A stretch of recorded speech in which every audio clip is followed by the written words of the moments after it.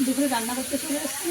আজকে দুপুরে রান্না হচ্ছে এই যে জ্যান্ত রুই মাছ দিয়ে ফুলকপি আলু দিয়ে ঝোল হবে এটা।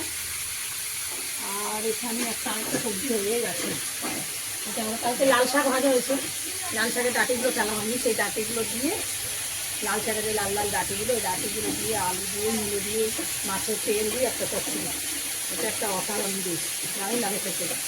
ওখানে মাছের ঝোল হচ্ছে দেখা যায়, আর এখানে হচ্ছে লাল শাকের ডাঁটি দিয়ে আলু দিয়ে মুলো দিয়ে চচ্চড়ি একটা মাছের তেল দিয়ে। কালকে লাল শাকগুলো ভাজা হয়েছে, আর সেই ডাঁটিগুলো কিন্তু চালা হয়নি, সেই ডাঁটিগুলো দিয়ে একটা চচ্চড়ি হয়েছে, খাওয়ার কিছু নেই এখন, সবই খাই মানুষ।